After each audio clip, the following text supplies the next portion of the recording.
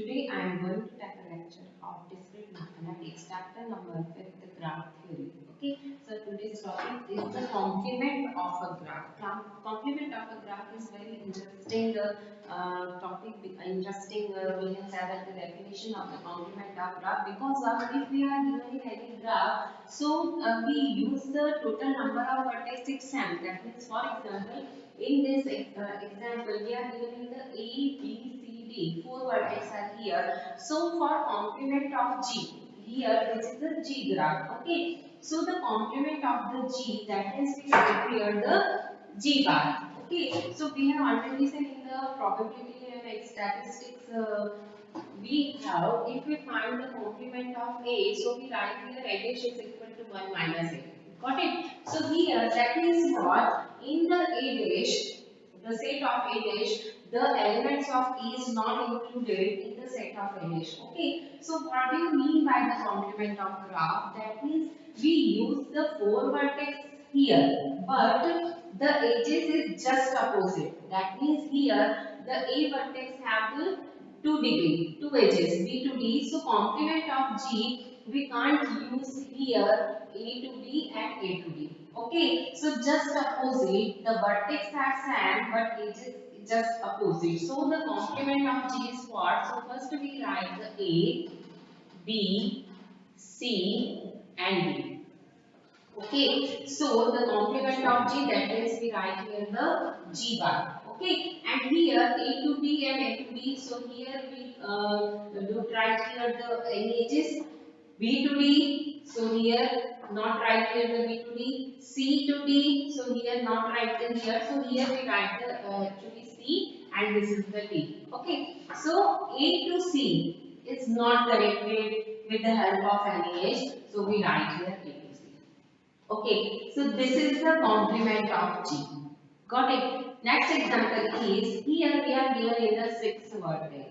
Got it? So first we find the complement of G. So first you write here the 6 vertex. Okay, so we write here A, B, C, D, E and F. Okay, we write here the 6 vertex and this is our G bar, complement of G. Okay, so here, start from here, A vertex is connected B to F. Okay, A vertex is connected B to F, so the complement of G, remaining vertex, we join the C, D and E. So A to C, A to D and A to E. A to C, A to D and A to E. Okay. B vertex. B vertex is connected with A, C and E. So we complement of G, we connected F and D. So B vertex, F and D. Okay. Next is C vertex. C vertex is connected B and D. Got it? So we join here the A, F and E. So we write here A, F and E. Okay.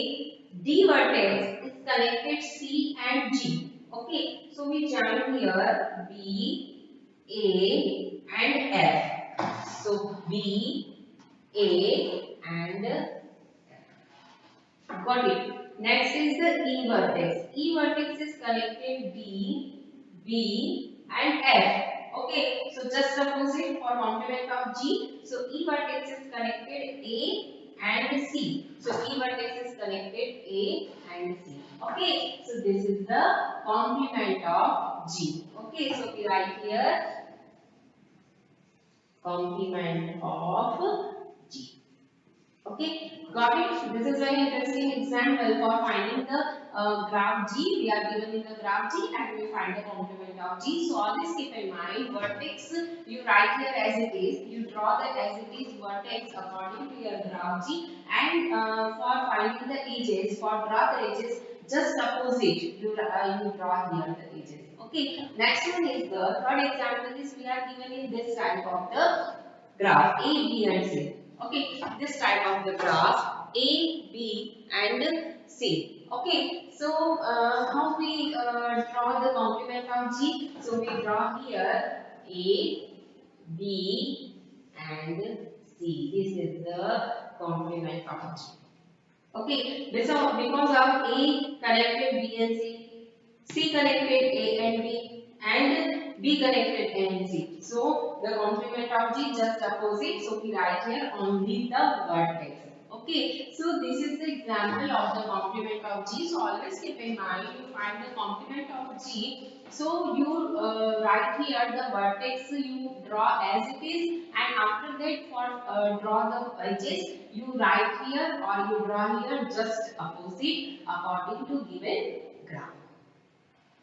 So, next definition is the planar graph. So, what is the definition of the planar? So, planar graph, that means a graph is said to be planar graph if it can be drawn on a plane in sandwich. That means a graph can be drawn on a plane in a sandwich that no edges crosses one another or crosses each other. So no edges crosses one another except at the common vertex. Okay, common vertex, that means what? If we are given in the two vertex A and B, and this is the edge. So A and B also joined by the connected with one edge. So we can't say that here this is the common vertex except the common vertex. Okay, so here a graph is said to be planar graph if it can be drawn on a plane on some plane that no edges crosses one another except at common vertex. Okay, so here this is the example.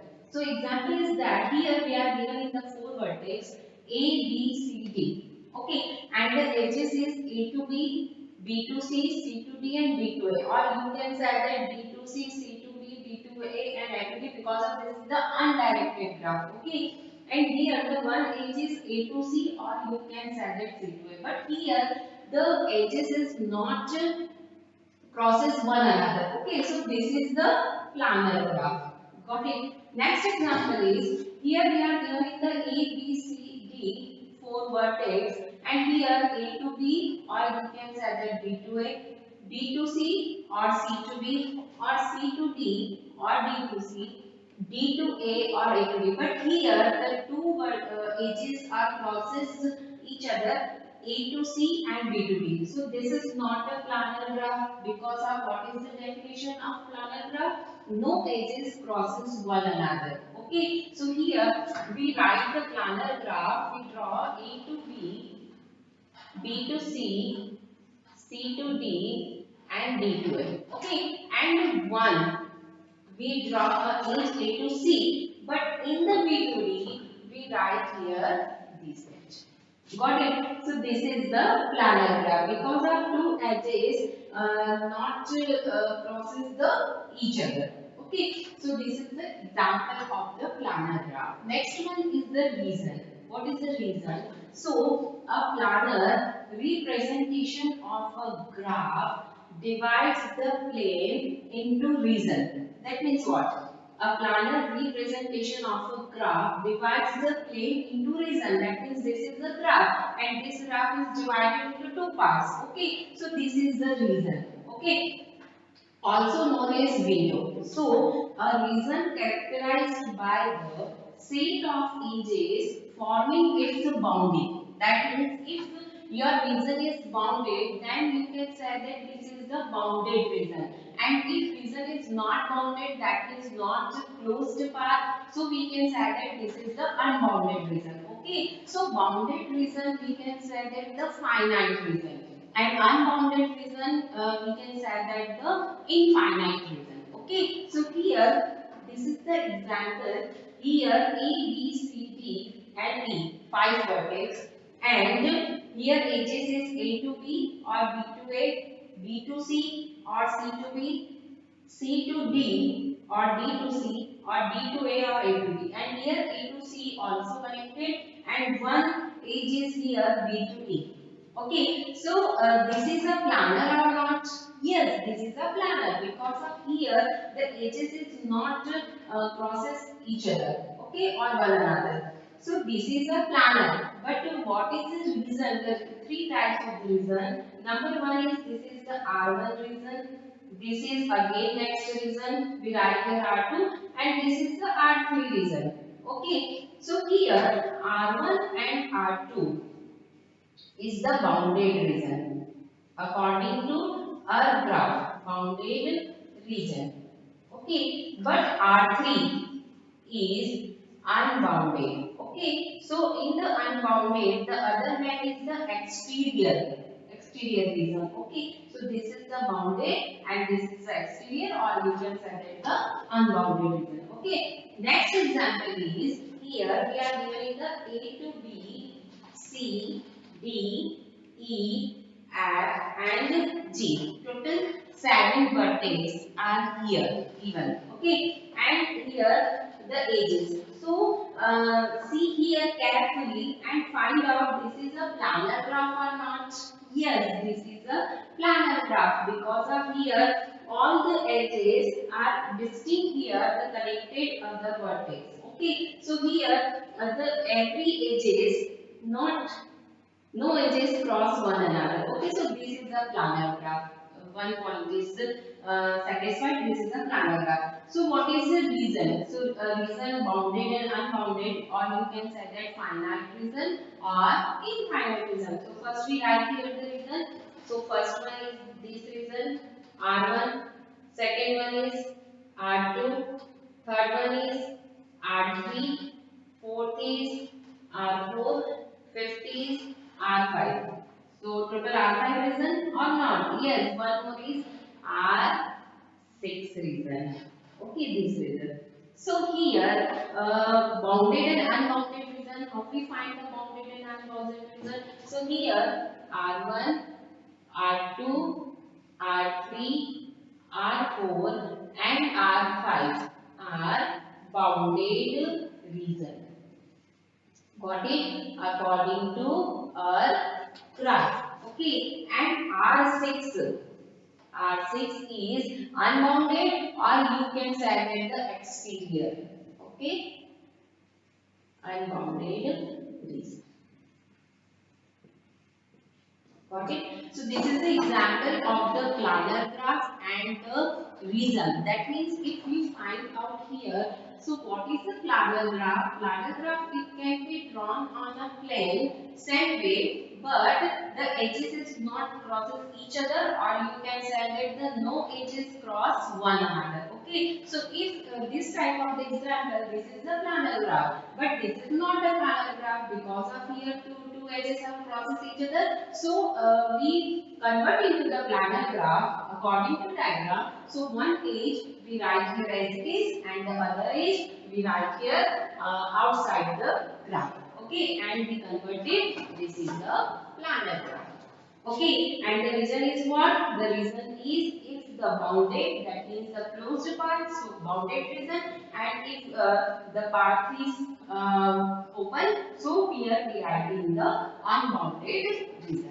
Okay, so this is the example of the planar and the reason. Our next definition is order of a graph. So the number of vertex, or you can say that nodes in a graph G is called order of a graph. In case if a question given in find the order of the graph, so you just find out the total number of vertex. That means total number of vertex is the order of a graph. Okay.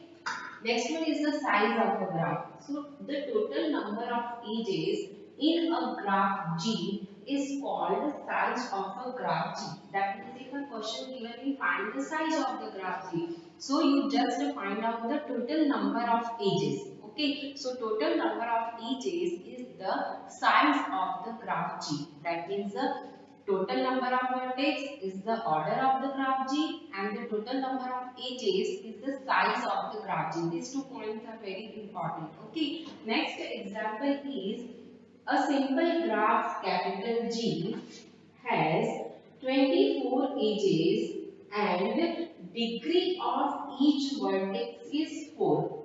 Okay. Then find the number of vertices. This is the example, and we have already seen in our previous lecture the handshaking theorem. Okay. So this example is depends on the handshaking theorem because of here we are given it the edges and the vertex. So see here, read carefully. We have a simple graph G has 24 edges. That means total number of edges is 24. That means the solution is what? Solution is, we are given in the mod of E is equal to 24.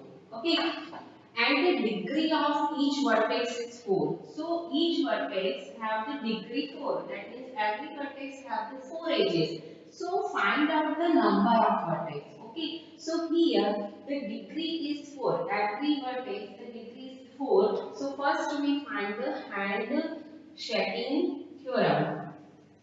Hand shaking theorem. So what is the hand shaking theorem? Summation I is equal to 1 to n. Degree of Vi is equal to 2 mod of E.